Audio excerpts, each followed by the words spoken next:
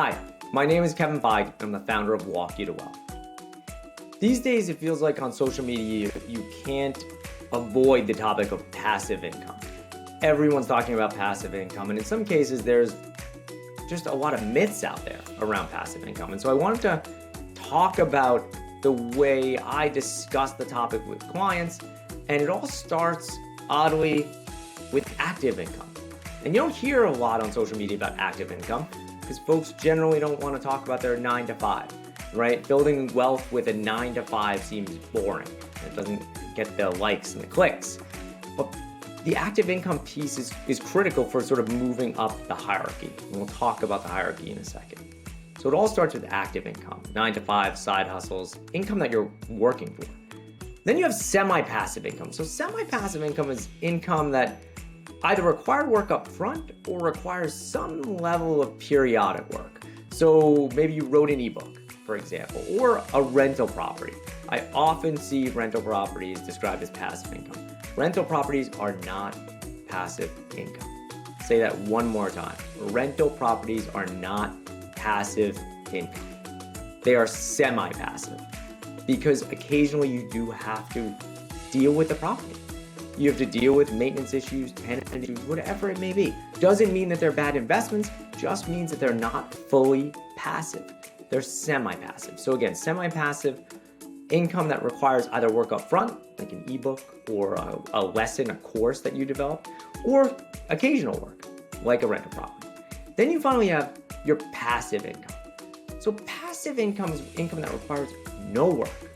And there aren't that many actual sources of passive income. The most common examples, stocks, so stock dividends. So if you own stock in a company, some of those companies will pay you a share of the profits. Those come in the form of dividends. Interest from bonds. Real estate funds will pay interest, right? So you have real estate investments, but you're just not dealing with the semi-passive piece of the puzzle.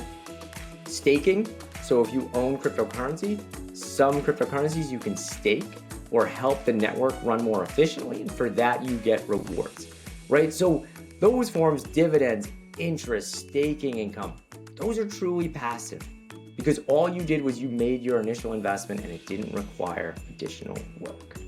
So the best way to think about this is sort of in this pyramid. It starts with active income.